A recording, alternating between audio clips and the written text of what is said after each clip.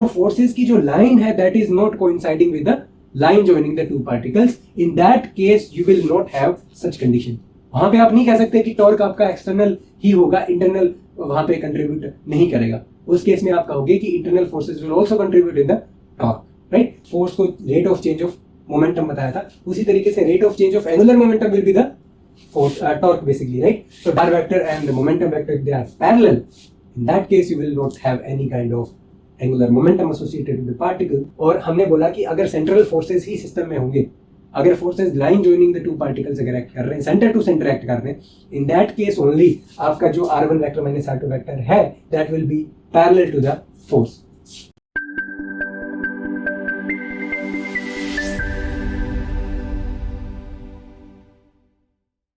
Hello everyone, welcome to the YouTube channel. This is Deepak Parwar. इस video में हम rotational motion से रिलेटेड जो नेक्स्ट इंपॉर्टेंट क्वांटिटी है उसको डिस्कस करेंगे, जो कि है एंगुलर मोमेंटम.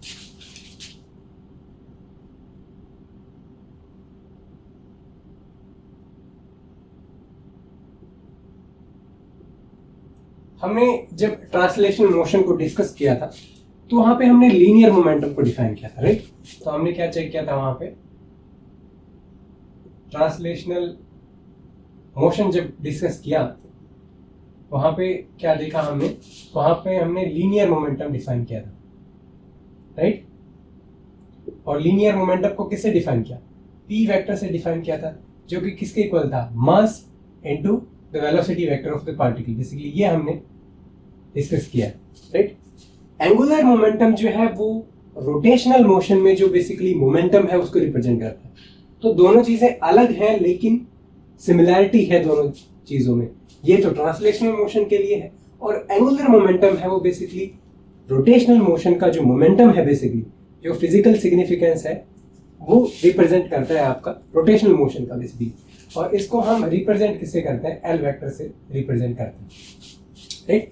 तो सबसे पहले हमें चेक करना पड़ेगा कि एंगुलर मोमेंटम को बेसिकली डिफाइन कैसे करते हैं, राइट. तो देखिए यहाँ पे मोमेंटम mv से लिखा, जितनी भी क्वांटिटीज थी, देखिए हमने टॉर्क डिफाइन किया तो टॉर्क के अंदर आपने देखा कि आपने फोर्स को भी इंक्लूड किया था. सिमिलरली जब हम एंगुलर वेलोसिटी की बात कर रहे थे तो उस फॉर्मूला में आपका लीनियर वेलोसिटी भी इंक्लूडेड था. सिमिलरली एक हाइपोथेसिस दिया गया है, तो सबसे पहले मैं इसको हाइपोथेसिस बोलूंगा.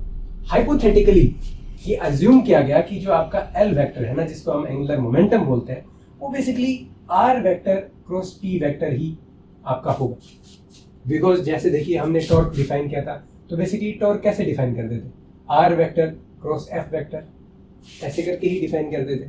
तो बेसिकली ऐसा देखने को मिल रहा है कि दोनों में सिमिलैरिटी सी दिख रही है कि आर क्रॉस पी करोगे तो एंगुलर मोमेंटम मिल गया, और आर क्रॉस एफ करोगे तो बेसिकली टॉर्क मिल गया. तो ये दोनों इक्विवेलेंट क्वांटिटी हैं एक दूसरे के, और ये दोनों इक्विवेलेंट क्वांटिटी हैं. तो ये क्वांटिटी किसमें है, ये आपकी रोटेशनल मोशन में है, ये भी रोटेशनल मोशन में, और ये दोनों क्वांटिटीज आपकी लीनियर मोशन में, ट्रांसलेशनल मोशन की दोनों क्वांटिटीज हैं. तो ऐसा हाइपोथेटिकली ये चीज अज्यूम करेगी. अब आप बोलोगे कि हाइपोथेटिकली आपने पी क्रॉस आर क्यों नहीं अज्यूम किया, जस्ट बिकॉज ये फॉर्मूला देखिए, जब हम राइट हैंड रूल डिस्कस कर रहे थे, पॉजिटिव डायरेक्शन ऑफ टॉर्क की बात कर रहे थे, सिमिलरली हम positive direction of angular momentum भी डिस्कस करें, राइट. ओके, तो सबसे पहले देखिए, अगर मैं इसको रिप्रेजेंट करूं उससे पहले जो हाइपोथेसिस दिया कि यही फॉर्मूला है, तो ये बेसिकली किया क्यों गया वो हमें सबसे पहले क्या करना पड़ेगा, चेक करना पड़ेगा, राइट. ओके, तो एंगुलर मोमेंटम एक वेक्टर क्वांटिटी है, एंगुलर मोमेंटम भी हम एक वेक्टर क्वांटिटी डिफाइन करेंगे इन एंगुलर मोशन बेसिकली. ओके, तो सबसे पहले एक चीज हम और भी देखते थे. क्या देखते थे, आप बात करो ट्रांसलेशनल मोशन की. ट्रांसलेशनल मोशन में एक हमने चीज बताई थी कि आपका जो फोर्स है वो बेसिकली होता क्या है, f vector is equal to d p vector divided by d t vector, right. तो हमने वहां पे बोला कि अगर ऑब्जेक्ट का जो basically rate of change of momentum will be equal to the force on the particle basically. Okay, अब बात आती है कि सेम अगर हम अप्लाई करें किसके ऊपर, रोटेशनल मोशन में, कि टॉर्क जो है that will be nothing but the rate of change of your angular momentum, right. तो यहां से इस फॉर्मूला में हमने बोला कि it is hard to stop और change state of motion. It is hard to change state of motion fast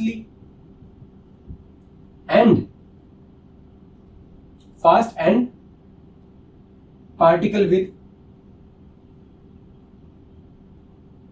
large momentum.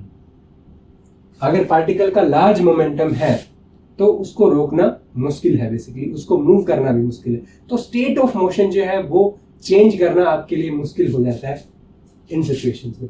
Similarly अगर आप यहाँ पे देखोगे तो आपको देखने को मिलेगा that it will be hard to change the state of rotational motion. और कब? जब यहाँ पे आपका जो एक तो फास्टली रोटेशन होगा और आपका सेकंड पॉसिबिलिटी क्या बनती है, that you have large angular momentum basically. Okay, तो ये बेसिकली यहाँ पे देखने को मिल रहा है आपको, राइट. तो सबसे पहले हमें इसकी वैलिडिटी जो है वो जो आपने देखा होगा ना कि आपने कोई हाइपोथेसिस दिया, एक हाइपोथेटिकल फॉर्मूला प्रपोज किया कि यही होगा, तो उसको सही है कि नहीं वो चेक करना बहुत ज़्यादा जरूरी हो जाता है. तो हम वही करेंगे. ये जो फॉर्मूला हमने दिया ये सही है कि नहीं है वो सबसे पहले हमें चेक करना पड़ेगा. और कहाँ से चेक करेंगे? This will provide the proof, right. So just we need to do the derivative of it, right? So what we have to do, that I just have to do the dl divided by dt. So what will I get? The d divided by dt and this is r vector cross p vector. आई बात समझ में? अब देखो इसके अंदर दो quantity हैं, दोनों क्रॉस प्रोडक्ट में है. अगर प्रोडक्ट में क्वांटिटीज होती हैं, अगर आपको उनका डेरिवेटिव करना है तो सिंपल सी डेरिवेटिव की एक प्रॉपर्टी होती है, you will apply u dot v formula. और बेसिकली उसमें क्या करते हैं हम, सबसे पहले हम D R vector divided by d T करेंगे, क्रॉस पी वेक्टर है, और प्लस में यहाँ पे हम क्या करेंगे, डी ऑर्डर आपको चेंज नहीं करना है. अगर आर पहले आ रहा है तो आर पहले ही लिखना है, बिकॉज हमने चेक किया कि अगर आप ऑर्डर चेंज कर देते हो क्रॉस प्रोडक्ट में तो चीजें जो है वो गलत हो जाती हैं बेसिकली, बिकॉज ऑर्डर मैटर करता है, right. So r vector cross d p vector divided by d t. अगर आप इस चीज को ध्यान से देखो तो ये वाला चीज क्या निकल के आया, this is nothing but force on the particle. Similarly यहां से अगर आप देखोगे ये निकल के क्या आया, ये वेलोसिटी निकल के आया, velocity vector of the particle. और मोमेंटम बेसिकली हमने कैसे डिफाइन किया है, mass into the velocity vector of the particle. तो इसको मैं रीअरेंज करके लिखता हूं, that dl vector divided by dt will be equal to, यहां से बेसिकली क्या निकल के आया आपका, यहां पे आपको देखने को मिलेगा v vector cross m v vector and plus में r vector cross f vector. अगर आप यहाँ पे देखो कि अगर मैं देखिए मास जो है वो एक स्केलर क्वांटिटी है, you can take it out, then you will have v cross v. अब थीटा 0 हो गया, सेम वेक्टर का सेम वेक्टर के साथ अगर आप क्रॉस प्रोडक्ट लेते हो that will always result in 0. Okay, so this quantity will vanish. So I don't think you have any doubt कि हमने इसको 0 क्यों करा. Now this value will come out to be r vector cross f vector, और यही आपका टॉ vector basically निकल के आता है. तो इट मींस यहां से आपने ये जो स्टेटमेंट आपने दिया, हाइपोथेटिकल जो स्टेटमेंट थी वो आपकी यहां से क्या निकल के आती है, सही निकल के आती है. इट मींस बेसिकली जो फॉर्मूला है वो यही होगा. अब देखो अगर फॉर्मूला अगर आप इसको p क्रॉस r कर देते तो चीजें देखो कैसे हो जाती, ये वाला फॉर्मूला f क्रॉस r हो जाता, राइट. बिकॉज देखो ऑर्डर अगर आपका यूं होता, it is p cross r होता, तो आपका मामला क्या हो जाता, गड़बड़ हो जाता, बिकॉज यहां पे ये भी सेटिस्फाई होना चाहिए, राइट. तो आप कह सकते हो कि राइट हैंड रूल टॉर्क में एप्लीकेबल था, राइट हैंड रूल यहां भी आपका एप्लीकेबल रहेगा. यहां पे ये जो फॉर्मूला है that will follow the right hand rule, basically cross product करेगा. लेकिन आप कह सकते हो कि जो positive direction of L vector है हम उसको कहेंगे, जो कि आपकी इन द डायरेक्शन, उसका कोई कंपोनेंट होना चाहिए किसकी डायरेक्शन में, एंगुलर वेलोसिटी के डायरेक्शन में. तो इसको थोड़ा सा मैं रिप्रेजेंट करने के लिए आपको थोड़ा सा बता देता हूँ कि कैसे ये आप इसको कर सकते हो. तो बेसिकली आपका एक पार्टिकल था जो कि एक सर्कुलर पाथ में मूव कर रहा था, और इसके अंदर एक इसका जो रोटेशन एक्सिस है उसके अंदर एंगुलर वेलोसिटी इसकी ओमेगा वेक्टर थी, और इस पार्टिकल का जो पोजीशन वेक्टर है वो लेट्स से p वेक्टर था, और ये जो पार्टिकल है ये इसका एम वी जो है वेक्टर, वो बेसिकली इसका क्या था, बेसिकली एम वी वेक्टर से ये रोटेट कर रहा था। तो बेसिकली ये ऐसे नहीं करके इसको ना मैं ये अंदर की तरफ है बेसिकली, तो मैं इसको ऐसे बना देता हूँ। तो this will be m v vector और you can say p vector, right. और ये आपका आर वेक्टर यहाँ पे आ गया, तो ये मैं आर वेक्टर लिख देता हूँ। अब यहाँ पे आपको क्या चेक करना है, आपको यहाँ पे हमेशा चेक करना है कि L you represent by r vector cross p vector. तो देखो आर वेक्टर तो यहाँ पे है और पी वेक्टर अंदर की तरफ है, then r vector cross p vector अगर आप करोगे तो डायरेक्शन जो है वो एल वेक्टर की कहीं ना कहीं ऐसे निकल के आएगी।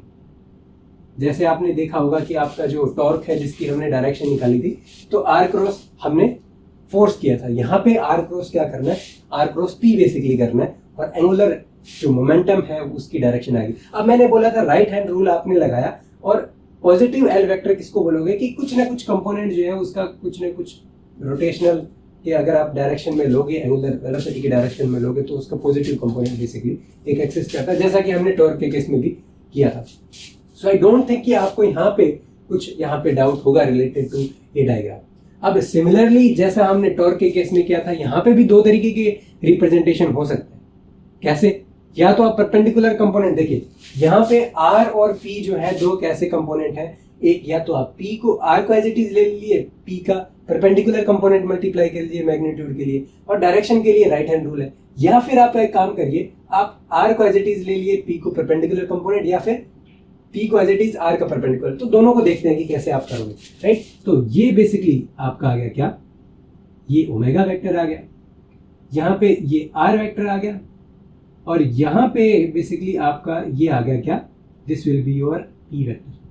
तो बेसिकली ये अंदर की तरफ है, थोड़ा दिखाने में थोड़ा सा मुश्किल होगा, तो इसलिए मैं थोड़ा ऊपर की तरफ एरो बनाया। तो जैसे ही आप इसको एक्सटेंड करोगे पीछे की तरफ, तो कोई एक पर्टिकुलर पोजीशन आएगी इसकी, तो ये मान लो x है, ये आपका y है इधर की तरफ, और ये z है। तो यहाँ पे कहीं ना कहीं एक पोजीशन आई। अब देखो दोनों के बीच का एंगल है ना, वो आप थीटा मान लो, लेकिन पहले एंगल थीटा लिया तो कंफ्यूजन वगैरह ना हो जाए, इसको बीटा ले लो, राइट, ओके। तो यहाँ पे सिंपल सी बात है कि एल वेक्टर की जो वैल्यू है that will be r p sine of beta. तो ये तो बेसिकली सिंपल सी बात है। यहाँ पे अगर आप देखोगे तो देखो ये नीचे एक्सटेंड किया मैंने लाइन ऑफ मोमेंटम, तो ये कौन सी है, लाइन ऑफ मोमेंटम मैंने एक्सटेंड की, और इसकी डिस्टेंस हमें परपेंडिकुलर मेजर करनी है। You can say we are dropping a perpendicular on the momentum line, line of momentum. ये जो है ये आपका आर वेक्टर है, और यहां से ये एंगल बीटा, तो ये एंगल भी बीटा, तो ये वाला आ गया आर साइन बीटा परपेंडिकुलर। तो ये बेसिकली आर परपेंडिकुलर है, राइट। तो इसको रिप्रेजेंट करने के दो तरीके थे, r sine beta will be r perpendicular. तो इसकी मैग्नीट्यूड की अगर मैं बात कर रहा हूं, then it will also be magnitude ना, okay. So this will be you can say r perpendicular multiply by the p value, okay. अब पी वैल्यू ये आर परपेंडिकुलर क्या है, this will be you can say perpendicular distance of line of momentum, line of p vector लिख देता हूं, from origin, right. यहां से clearly समझ आ गया। तो ये एक तरीके का रिप्रेजेंटेशन है। एक चीज और आप यहां से देख सकते हो, that L vector is equal to R vector cross P vector. So this is nothing but you can say origin, or you can say point of observation, observation dependent, right? Because यहाँ पे position vector आ रहा है, तो जहां भी position vector आ जाए it means अगर आपका ओरिजिन अलग होगा तो आपका पोजीशन वेक्टर भी अलग होगा, और पोजीशन वेक्टर अलग हुआ तो मोमेंटम भी आपका क्या हो जाएगा उस केस में, अलग निकल के आ जाएगा। तो ये भी एक इंपॉर्टेंट चीज है। अब बात करते हैं दूसरे फॉर्मुलेशन की। अब देखो सेम चीज हमने बनाई जैसा हमने टॉर्क में किया था, यहाँ पे ओमेगा किया, यहाँ पे ये आपका y हो जाता है, ये आपका x हो जाता है, ये आपका z हो जाता है, ये ओमेगा वेक्टर, और यहाँ पे रोटेशन कुछ इस तरीके से है मान लीजिए, और ये पोजीशन वेक्टर आपका r वेक्टर हो जाता है, और ये अंदर की तरफ mv या p वेक्टर। अब हमें क्या करना है, अब देखो एक ये डायरेक्शन है, ये आर कैप की डायरेक्शन है, इसको बोलते हैं रेडियल डायरेक्शन। तो आप ये एंगल आपका क्या आ गया, अल्फा आ गया बेसिकली, ये बीच में जो एंगल है ये अल्फा नहीं बीटा हमने बेसिकली रिप्रेजेंट किया ना, तो इसको मैं पी वेक्टर लिख देता हूँ डायरेक्ट। तो ये आपका बीटा एंगल आ गया दोनों के बीच में। अब एक कंपोनेंट जो है इसका इस डायरेक्शन में आएगा, जो कि आएगा पी कॉस ऑफ थीटा, और एक कंपोनेंट आपका परपेंडिकुलर आएगा जिसको बोलते हैं पी टेंजेंशियल, राइट। तो यहाँ से आप क्लियरली क्या चेक कर सकते हो, that this L vector will be equal to r magnitude multiply by the p tangential. तो आई डोंट थिंक कि यहाँ पे आपको कोई दिक्कत होनी चाहिए कि टेंजेंशियल कंपोनेंट और you can say perpendicular to the position vector component आपका मोमेंटम का लेना है, and you will have the angular momentum, right. अब एक एंगुलर मोमेंटम की एक चीज और निकल के आती है कि देखो आर, अगर आपका if R is equal to 0 और पी इज इक्वल टू 0, तो आपका L vector obviously it will be equal to 0। Now second condition क्या आती है कि if beta is equal to 0 degree, तो उस केस में भी एल वेक्टर आपका 0 आ जाएगा। अब alpha beta is equal to 0 कब आएगा, when you have R vector parallel to the P vector. तो दोनों अगर पैरेलल निकल के आते हैं, उस केसेस में जो एंगुलर मोमेंटम है सिस्टम का, पार्टिकल का, बेसिकली पार्टिकल का आपका क्या निकल के आएगा, 0 निकल के आया, बिकॉज हम एक सिंगल पार्टिकल की ही बात कर रहे हैं। हमने सिंगल पार्टिकल की ही बात करी थी टॉर्क के केस में भी, और यहाँ पे भी हम एक सिंगल पार्टिकल का केस ही यहाँ पे डिस्कस कर रहे हैं, राइट। यहाँ पे आप एक इंपॉर्टेंट चीज और नोटिस कर रहे हो कि अगर हमने ये जो डायग्राम बनाया उसमें हमने देखा कि ओमेगा इस डायरेक्शन में और एल वेक्टर इस डायरेक्शन में, तो एक बात और क्लियर हो गई कि L vector and omega vector are not always parallel to each other. Similarly एक यहाँ पे देखिए, एक हमने स्टेटमेंट लिखी हुई है, उसका एक एग्जांपल देखते हैं। क्या हमने बोला कि it is hard to change the state of rotation when you have a fast rotating object और you have large momentum of the angular momentum of the particle. अब यहाँ पे एक चीज और भी देखने को मिल रही है, that R, you can say this L vector is, you can say it is somehow proportional to the R perpendicular.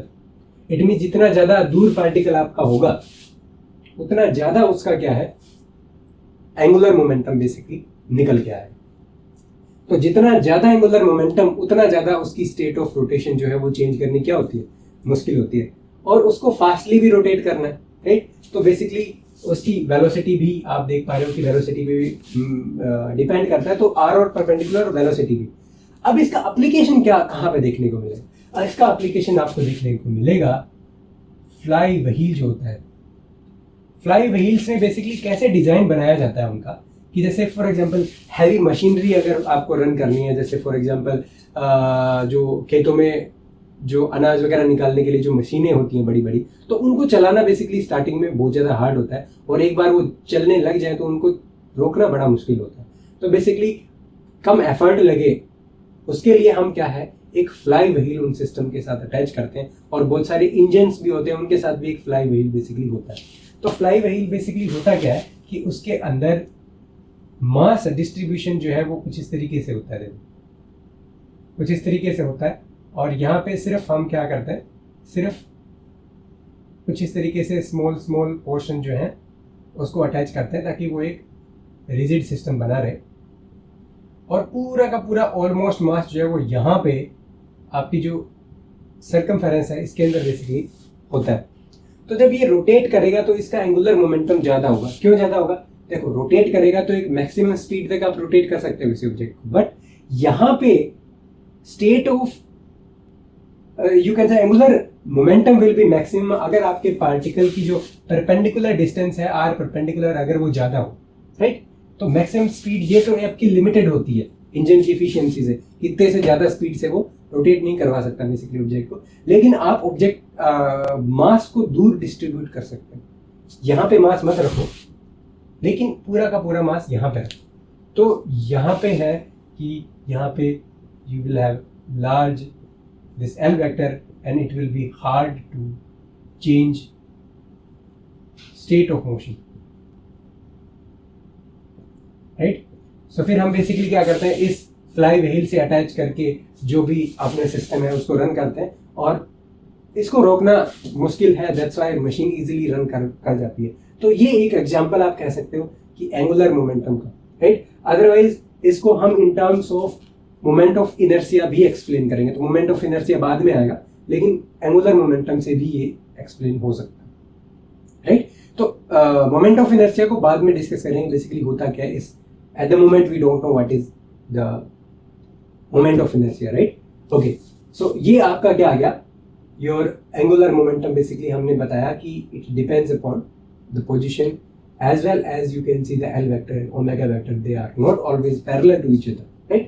Okay, तो ये तो देखिए ये जब जितनी भी चीजें हमने डिस्कस करी हैं, भले ही वो टॉर्क की बात आ जाए, एंगुलर मोमेंटम की बात आ जाए, सारी हमने डिस्कशन किसके लिए किया, एक सिंगल पार्टिकल के लिए। Now what happens when you have a system of particles? Obviously आपके पास बहुत सारे पार्टिकल होंगे, उनका पोजीशन वेक्टर भी अलग अलग होगा।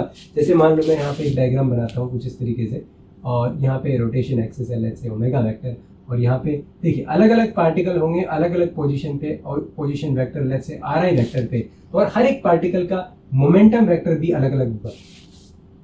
सिमिलरली अगर हम बात करें फोर्सेज की, तो फोर्सेज भी जैसे इस पार्टिकल पे मान लीजिए एफ आई, इसी पार्टिकल की बात कर लेता हूँ, तो यहाँ पे मोमेंटम इस डायरेक्शन में, मान लो फोर्स किसी और डायरेक्शन में होगा, तो एफ, इसको भी एफ आई बोलेंगे। तो बेसिकली आप देख पा रहे हो कि कुछ ऐसा होगा।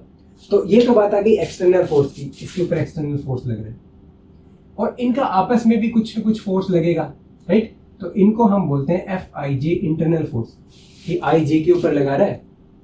तो बेसिकली ऐसा कुछ सिस्टम हमारे पास निकल के आएगा। ये जेड एक्सिस है, ये आपका वाई है, और ये आपका एक्स, सेम, कुछ डाउट नहीं होना चाहिए। और हर एक पार्टिकल एक सर्कुलर मोशन में क्या करेगा, मूव करेगा, और हर एक पार्टिकल का वेलोसिटी अलग होगा, पोजीशन वेक्टर अलग होगा, मोमेंटम वेक्टर अलग होगा, force exerted on the system particular particle will be different, right. लेकिन हमें डिफाइन क्या करना है, हमें total torque on the system define करना है, total angular momentum of the system define करना है। कैसे करोगे? देखो, अगर सबसे पहले टॉर्क की बात कर लेते हैं, तो let's say you have A torque vector, तो वेक्टरली ऐड करना है। एक पार्टिकल के लिए पता है, दूसरे पार्टिकल के लिए पता है, सबको हमें वेक्टरली क्या करना है, एन पार्टिकल का वेक्टरली ऐड करना है। यहां से कैसे करोगे? एक पार्टिकल के लिए हम कैसे डिफाइन करते थे, R1 vector cross F vector, और F1 होगा। सिमिलरली और पार्टिकल्स के लिए समेशन है, समेशन को कैसे लिख सकते हो आप, you can right in terms of I, and this will B RI cross FI, and this is A vector quantity, right. I hope आपके समझ आ गया होगा क्लियरली।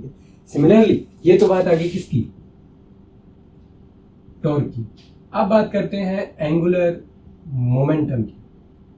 सिमिलरली आपका एंगुलर मोमेंटम एल वेक्टर से डिफाइन करोगे, और वहां पे L1 L2 हर एक पार्टिकल का अलग अलग होगा, और Ln पार्टिकल, और यहाँ पे सेम रूल आई करोगे तो this will be R vector cross, right.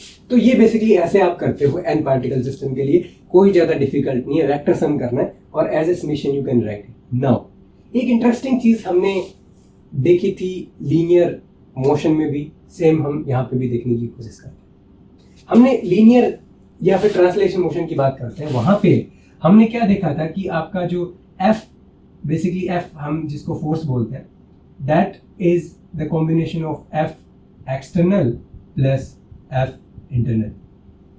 और हम बेसिकली जब समेशन लेते थे टोटल F वेक्टर टोटल अगर निकालना है, तो उसके लिए हम मान लीजिए ये I पार्टिकल पे है, और इंटरनल को हम IJ से रिप्रेजेंट करते हैं, बिकॉज देखिए ith पार्टिकल jth पार्टिकल के ऊपर फोर्स लगाता है, तो वो बेसिकली एज ए समेशन ही बेसिकली रिप्रेजेंट करते हैं, राइट। ओके, और यहाँ पे बेसिकली ये jth के लिए होगा, तो ये यहाँ पे भी एक समेशन आएगा, बिकॉज देखो ओनली I कंपोनेंट का चेक करना है ना। सो इसके अंदर इंटरनल फोर्सेज में I के साथ J के कंपोनेंट सारे आ जाएंगे। देखो F, जैसे मान लो if I am only writing it for F1 अगर मैं दिखाना चाहता हूँ आपको, so F1 will be equal to, F1 की वैल्यू क्या होगी, एक तो F1 एक्सटर्नल होगा, प्लस में दूसरा होगा F12 plus F13 plus F14 plus दस F1L। तो बेसिकली ये जो है ये इंटरनल फोर्सेज होते हैं, राइट। लेकिन अगर हम टोटल सम करते हैं तो हमने क्या देखा, that you will always have f i j will be equal to minus j i. ये क्या है, न्यूटन्स थर्ड लॉ, कि अगर पार्टिकल 1 पार्टिकल 2 के ऊपर फोर्स लगाता है तो एक, अगर आप सेकंड फोर्स के ऊपर काम करोगे F2 के लिए करोगे तो एक टर्म यहाँ पे क्या निकल के आती है, F21 भी निकल के आती है, और ये दोनों टर्म इक्वल एंड अपोजिट होती है साइंस में। तो अगर आप F1 F2 F3 सबको जोड़ोगे तो इंटरनल फोर्सेस बेसिकली क्या हो जाते हैं, कट हो जाते हैं, और वहां पे हमें देखने को मिला that F vector total was equal to the summation Fi external force. Same हम यहाँ पे ट्राई करते हैं टॉर्क के केस में। टॉर्क के केस में देखिए हमें F की स्टेटमेंट यहाँ पे लिखनी है, तो हम क्या बोलेंगे, that torque vector will be equal to summation of Ri vector, और यहाँ पे हमें क्रॉस करना है, और यहाँ पे क्या आ जाएगा, Fi वेक्टर यहाँ पे एक्सटर्नल आएगा, प्लस में आपका समेशन ऑफ Fij, और ये आपका इंटरनल फोर्सेस है, और बेसिकली ये हमने क्या कर दिया यहाँ पे, ये J के ऊपर समेशन है और बेसिकली ये वाला I के ऊपर समेशन है। तो इस तरीके से आप टॉर्क को लिखोगे। यहाँ पे भी आप इसको क्या है, कंपोनेंट में तोड़ सकते हो। यहाँ पे आप क्या लिखोगे, this will B R vector cross F, और यहाँ पे ये आपका एक्सटर्नल हो जाता है, और प्लस में आपका यहाँ पे ये क्या हो जाता है, this will be your R vector cross F, this will be summation of Fij, this is summation of J, and या दिस इज इट। अब यहाँ पे टॉर्क के केस में ये जो चीज है ये काफी इंपॉर्टेंट है, इसको आप ध्यान से देखिएगा। इन केस ऑफ फोर्स तो काफी चीजें इजी थी, जैसे आपने देखा कि F1 करोगे और F1 के केस में F1 एक्सटर्नल प्लस F1 2 3 ऐसा करके n लिख दिया।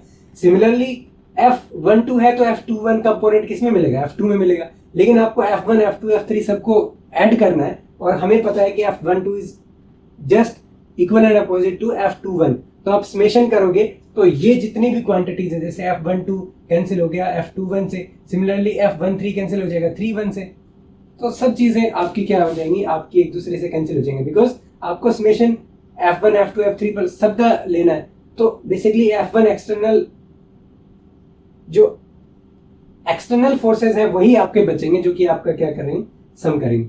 ये बिल्कुल सिंपल है, ऑलरेडी हम डिस्कस कर चुके हैं एन पार्टिकल सिस्टम में फोर्स। लेकिन ये जो चीज है ये काफी इंपॉर्टेंट है, इसको आप थोड़ा और ध्यान से देखना। अब देखो, इसको मैं करने के लिए एक एग्जांपल ले लेता हूँ, क्या, 2 पार्टिकल का एग्जांपल ले लेते हैं। ज्यादा देखिए, यहाँ पे हमने 2 का लिया था एग्जांपल, F1 और F2 2 पार्टिकल हैं, दोनों के ऊपर फोर्स लग रहा है इक्वल एंड अपोजिट। सेम यहाँ पे भी ले रहे हैं।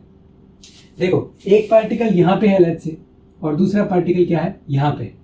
अब अगर आप ये रोटेशन एक्सिस कंसीडर करते हो ओमेगा, और यहाँ पे आप लेते हो, तो ये मान लीजिए आपका R1 वेक्टर है, और सिमिलरली ये आपका R2 वेक्टर है, राइट। अब ये वाला जो पार्टिकल है, इस पार्टिकल के ऊपर फोर्स यहाँ पे लगा है, ये मान लीजिए F, मैं बोल रहा हूँ F21। ये वाला पार्टिकल इस वाले पार्टिकल के ऊपर F12 वेक्टर फोर्स लगा है, तो डायरेक्शन इक्वल एंड अपोजिट है, राइट। और ये जो है ये आपकी क्या है, बेसिकली ये दोनों को ज्वाइन कर रही है पॉइंट को लाइन। ओके, 2 पार्टिकल ही लिए हैं हमने, तो आप क्या लिखोगे, टॉर्क आप कैसे लिखोगे, torque vector will be equal to, यहां से देखो R, ये टर्म तो बिल्कुल सिंपल है, this is your Ri and this is Fi Ri। Okay, तो यहां से क्या हो जाएगा, पहले पार्टिकल का position vector R1 plus F1 external vector, right, ये F1 एक्सटर्नल वेक्टर, प्लस में आपका आ जाएगा R2 vector cross F2 external, plus में अब इंपॉर्टेंट चीज आने वाली है। देखो यहाँ पे R1 वेक्टर तो आपने किया, क्रॉस में आपने क्या करना है, F12 बेसिकली, बिकॉज देखिए यहाँ पे J जो है वो एक ही पार्टिकल है, एक्स्ट्रा पार्टिकल इसके अलावा एक ही पार्टिकल है, तो यहाँ पे F12 आएगा, राइट। सिमिलरली आपका R2 वेक्टर के केस में क्या आएगा, क्रॉस F21 आएगा। अगर यहाँ पे 3 पार्टिकल होते तो क्या आप कैसे लिखते हैं, आप यहाँ पे 3 पार्टिकल होते तो आप कैसे लिखते, यहाँ पे लिखता मैं plus R1 vector cross F13, और यहाँ पे प्लस आपका आ जाता R2 vector cross F21, plus आपका आ जाता R2 वेक्टर क्रॉस F23। तो आप समझ गए होंगे कि मेरे कहने का मतलब क्या है, राइट। बेसिकली आपने क्या है कि पहले पार्टिकल के ऊपर क्या है, सेकंड पार्टिकल फोर्स लगा रहा है, पहले पार्टिकल के ऊपर थर्ड पार्टिकल फोर्स लगा रहा है, सिमिलरली सेकंड पार्टिकल के ऊपर फर्स्ट पार्टिकल फोर्स लगा रहा है और सेकंड पार्टिकल के ऊपर थर्ड पार्टिकल फोर्स लगा रहा है। तो ये केस आ गया 3 पार्टिकल का। एक बार के लिए इसको 2 पार्टिकल कंसिडर करते हैं सिंप्लिसिटी के लिए। तो ये आपका क्या आ गया, इसको आप रहने दो एक बार के लिए, और ये वाला भी आप रहने, राइट। तो ये आपके पास आया। अब देखो टो वेक्टर आया तो ये तो एज इट इज आएगा, इसमें कोई दिक्कत नहीं है। इसको मैं summation r I vector cross F I vector external लिख देता हूं।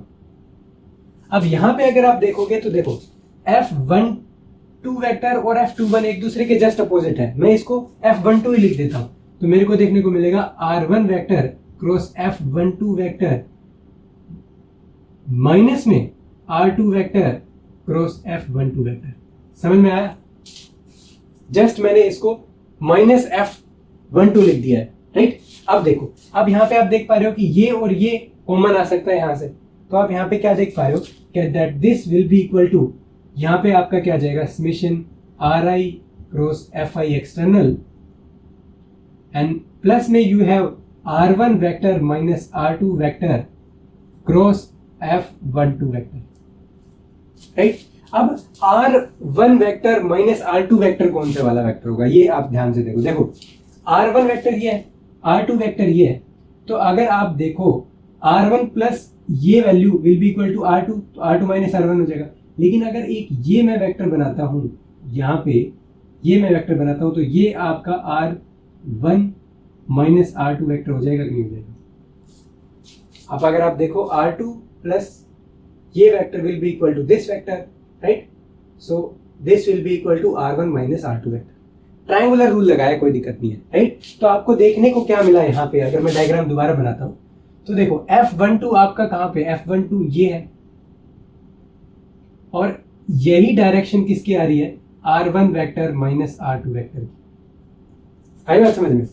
थीटा क्या आ गया, theta is equal to 0 degree. दोनों के बीच में थीटा 0 डिग्री आया।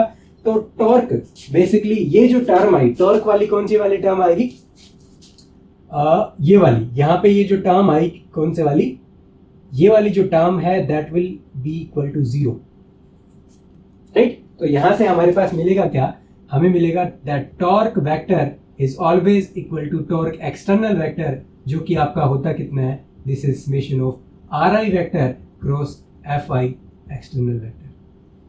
तो आपको क्या यहां पे क्लियरली समझ आया कि जो इंटरनल फोर्सेस है दे do not contribute in the torque of the system, right. So only the external forces contribute in torque, right. तो मैं यहां पे लिख देता हूं that only external torque contribute in, you can say delta L by LT, you can say delta L vector by delta T, right। तो यहां से ये क्वांटिटी किसकी इक्वल आती है, this is nothing but delta L divided by delta T,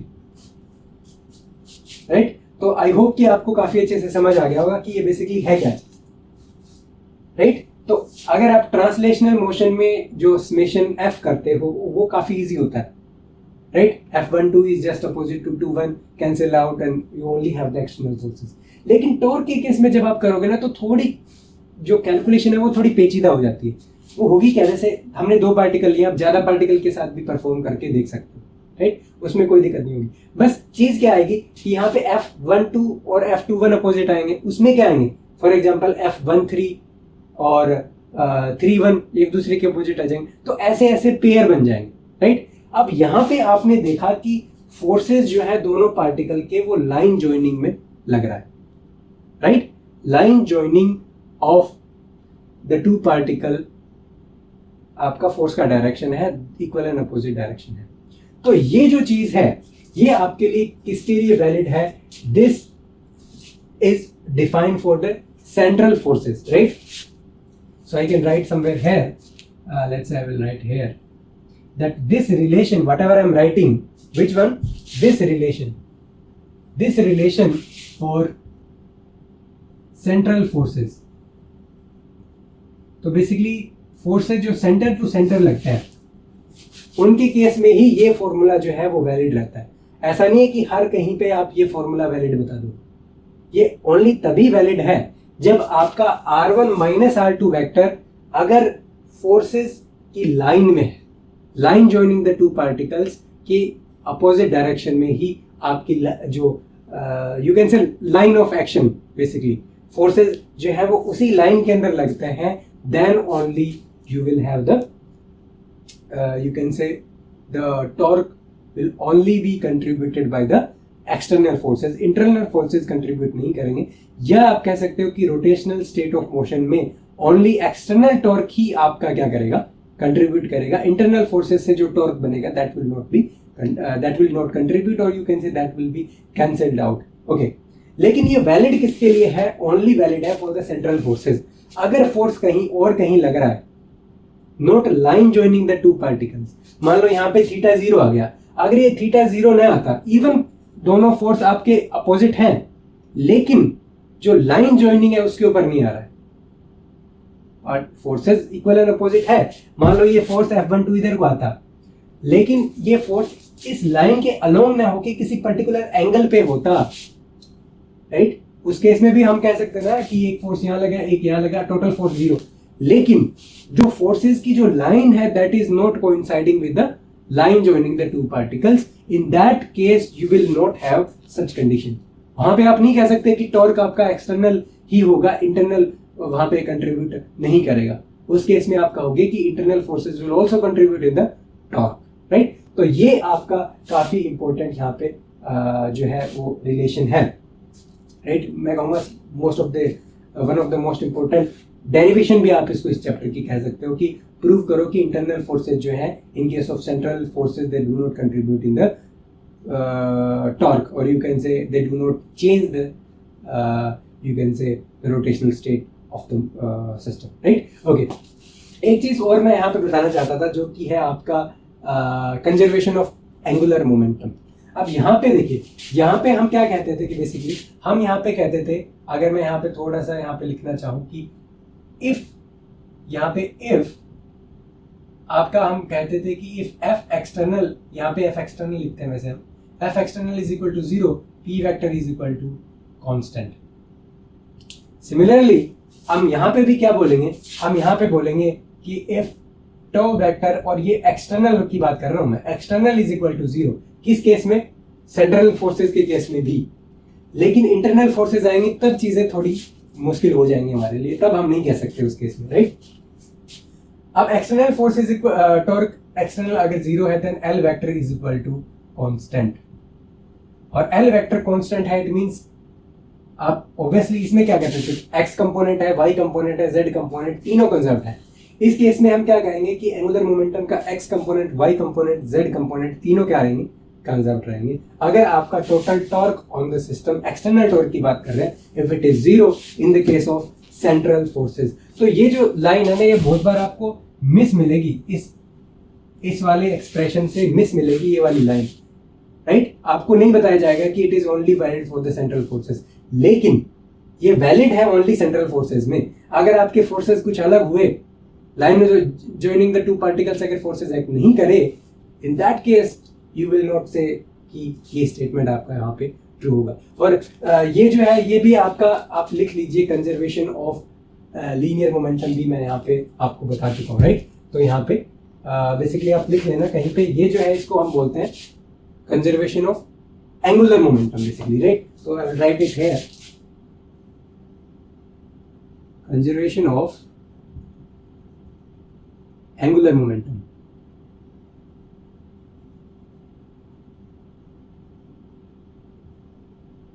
और यहाँ पे क्या बताया हमने, torque external is equal to 0, in that case L vector is equal to be a conserved quantity. So that how we define the conservation of angular momentum, right? So I hope कि आपको जो video है वो काफी interesting लगी होगी। हमने start basically कहाँ से किया, हमने बोला कि ट्रांसलेशनल मोशन में हम लीनियर मोमेंटम डिफाइन करते हैं। उसी तरीके से अगर आप देखोगे तो एंगुलर मोमेंटम के केस में भी हम क्या बोलेंगे, एंगुलर मोमेंटम भी हम रोटेशनल मोशन में डिफाइन करते हैं। और as a hypothesis, hypothetical assumption के साथ हमने बोला कि this will be the valid case. लेकिन इसको वेरीफाई हमने करना पड़ेगा, किससे?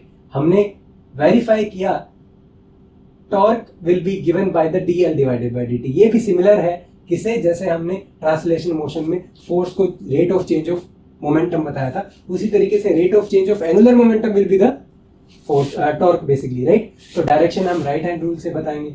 और एक हमने ये भी देखा, अगर फास्ट मूविंग ऑब्जेक्ट है उसका अगर एंगुलर मोमेंटम ज्यादा है तो उसको रोकना थोड़ा मुश्किल होता है, या can say use the state of, you can say it will be hard to change the state of rotational motion, right. Okay similarly हमने यहाँ पे देखा कि अगर आपका r क्रॉस p वेक्टर होता है then only dl by dt is coming out to be r cross f, otherwise तो किसी भी केस में पॉसिबिलिटी नहीं है। दैट्स हाउ यू कैन से ये जो हाइपोथेसिस थी ये यहाँ पे सही निकल के आ गई, इट मींस ये जो रिलेशन है वो सही है आपका। ओके फिर हमने बोला कि भाई जिस तरीके से हमने टॉर्क को रिप्रेजेंट किया था राइट हैंड रूल से, सिमिलरली एंगुलर मोमेंटम को भी हम ट्राई करते हैं because it is r cross p, तो आपको क्रॉस प्रोडक्ट से राइट हैंड रूल से इसकी डायरेक्शन देखनी पड़ेगी और इसका जो मैग्नीट्यूड है वो आप दो डिफरेंट फॉर्मुलेशन से बता सकते हो, जैसा हमने टॉर्क के केस में किया था वैसे ही। और यहाँ पे आप क्लियरली चेक कर पा रहे हो angular momentum is not required to be parallel to the angular velocity, right. Similarly हमने देखा कि this is a origin dependent quantity basically, okay, because origin के साथ शिफ्ट होगी because r vector will change with the, you can say, point of observation, right? Okay, यहाँ पे हमने फिर एक चीज और भी देखी कि that if r vector and the momentum vector they are parallel, in that case you will not have any kind of angular momentum associated with the particle, or the angular momentum will be zero basically. Okay, now जो हमने बोला कि fly wheel के case में भी इसको apply कर सकते हो वो हमने यहाँ पे बताया, क्यों? बिकॉज उसका स्टेट चेंज करना थोड़ा मुश्किल होता है बिकॉज उसका एंगुलर मोमेंटम बेसिकली ज्यादा है।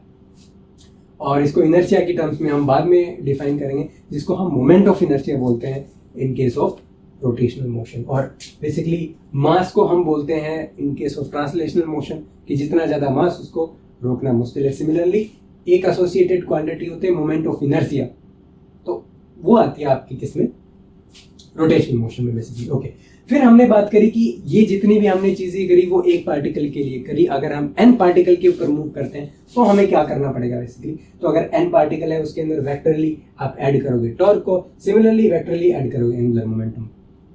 ओके तो ये बिल्कुल सिंपल है।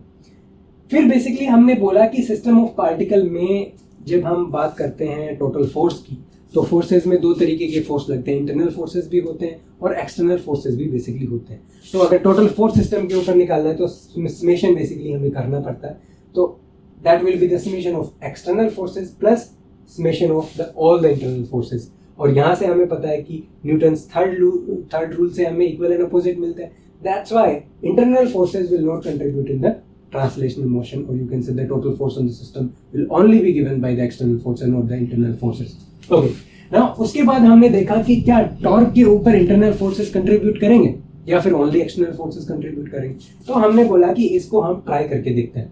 हमने बोला r क्रॉस f करिए और f कौन सा वाला हो, हर एक पार्टिकल की कोरेस्पोंडिंग कितना फोर्स लग रहा है, तो उसके ऊपर एक्सटर्नल फोर्स लगेगा और उसके ऊपर इंटरनल फोर्स लगेगा दूसरे पार्टिकल्स की वजह से, राइट। तो वो हमने यहाँ पे लिखा। फिर हमने दो पार्टिकल का अजम्पशन लिया और हमें यहाँ पे एक रिलेशन मिला जो कि कुछ इस तरीके का था कि r1 vector minus r2 vector cross f12, और हमने बोला कि अगर सेंट्रल फोर्सेस ही सिस्टम में होंगे, अगर forces line joining the two particles अगर एक्ट कर रहे हैं, सेंटर टू सेंटर एक्ट कर रहे हैं, इन दैट केस ओनली आपका जो r1 vector minus r2 vector है that will be parallel to the force.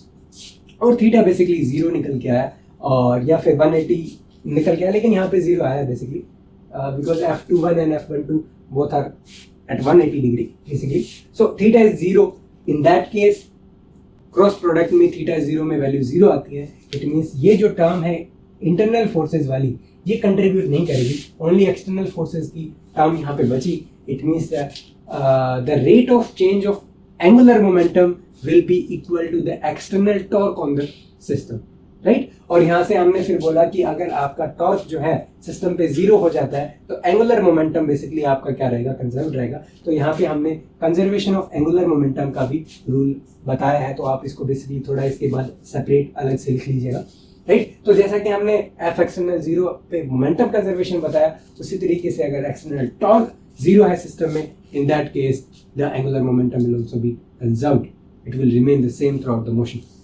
Now, it is only valid for the central forces. Again and again I am saying, just because कि internal forces only तभी contribute नहीं करेंगे जब central forces होंगे, otherwise अगर वो contribute करे तो एक्सटर्नल टॉर्क आपका जीरो नहीं हो पाएगा। समझ गए, राइट? सो आई होप कि आपको काफी अच्छे से हमने एक्सप्लेन किया है, काफी अच्छे से आपके समझ भी आ गया होगा।